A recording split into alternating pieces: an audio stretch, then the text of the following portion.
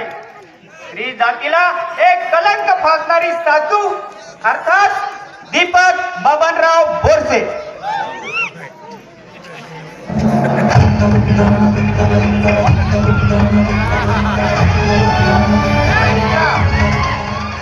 पैसा हवाय, हुंडा हवाय मला.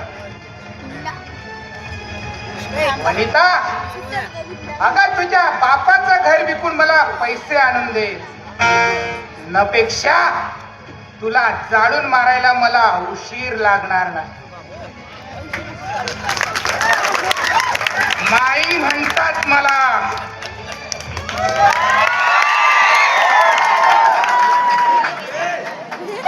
मामा, आपल्या लाडक्या भाच्याला आपली मुलगी केली नाही या सुडाने पेटून आपल्या भाच्याचा संसार उद्ध्वस्त करू पाहणारा एक शकुनी मामा अर्थातच सत्यवान एकनाथ बारोटे.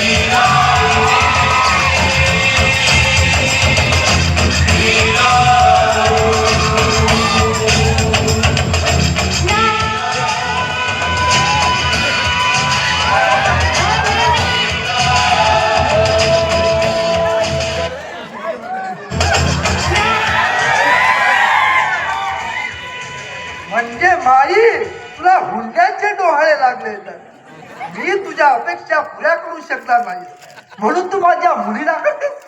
पण लक्षात ठेव माई, मीही मामा आहे म्हटलं. तुम्हा सर्वांना मामा बनवून तुमचा संसार धुळीला नाही मिळला तर नाव मामा सांगणार नाही.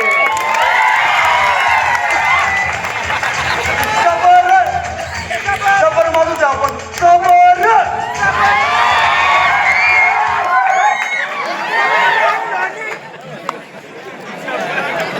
नाना, आपल्या पत्नीच्या दाकापोटी आपल्या सुनेवर होणारे अत्याचार सहन करून आपल्या पत्नीच्या जोरापुढे हतबल झालेला एक नवरा उकडू रामलाल आडवणे.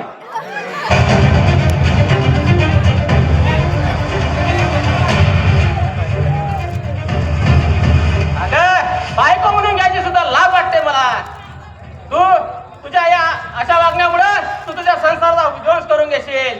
अगं, केवळ पैशासाठी सुनेला छेडतेस. अगं, एक दिवस तुला पश्चातापाची पाडी येईल आणि त्यावेळेस पश्चाताप केल्याशिवाय तुझ्याजवळ काही राहणार नाही.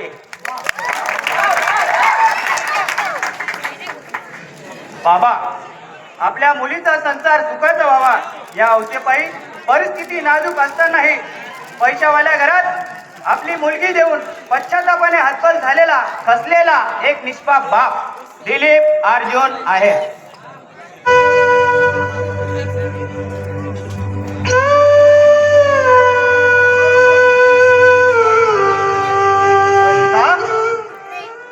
अगं वनिता,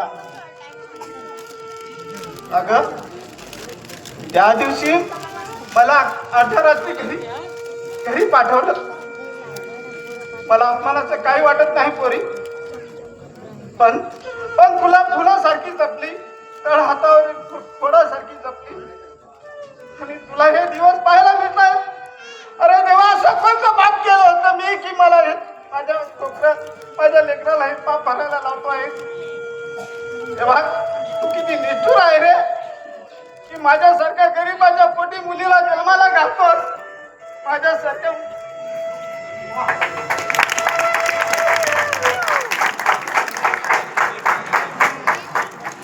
शेखर, आपल्या आईच्या प्रेमापोटी स्वतःच्या बायकोवर अत्याचार करून स्वतःच्या संसाराची राख रांगोळी करणारा म्हणजेच आईचा ऐकणारा अजय बबनराव बोरसे.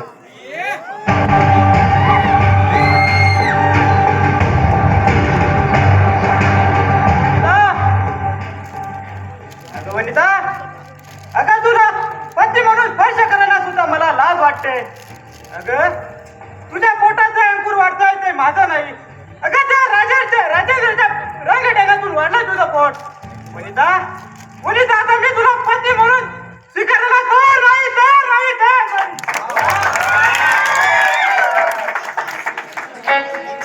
राजेंद्र, परिस्थिती नाजूक असल्यामुळे हतबल झालेला व आपल्या प्रियसीच्या प्रेमाचा त्याग करणारा एक तरुण निलेश विठ्ठलराव उगले.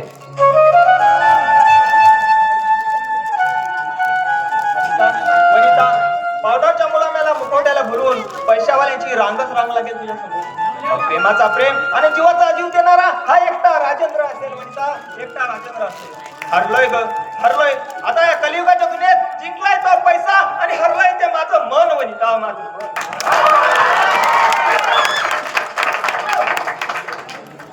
वनिता, आपल्या वडिलांच्या सुसंस्कृत विचाराने प्रेरित होऊन आपल्यावर होणाऱ्या अन्यायाला निमित्तपूर्वकपणे सहन करणारी व समाजातील पूर्ण रीतिरिवाजाला बळी पडणारी एक असाही आपला पंकज सुरेश चिकटे.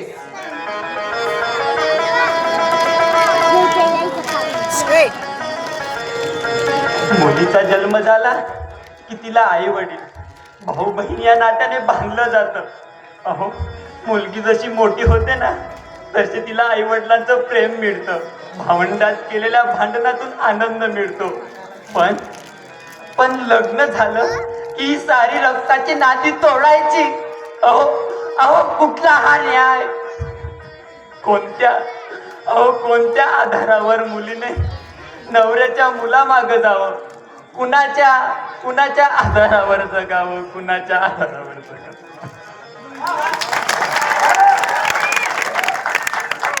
मंडळी, जशी आम्हाला काल शेवटपर्यंत साथ दिली तशी आजही द्या, कारण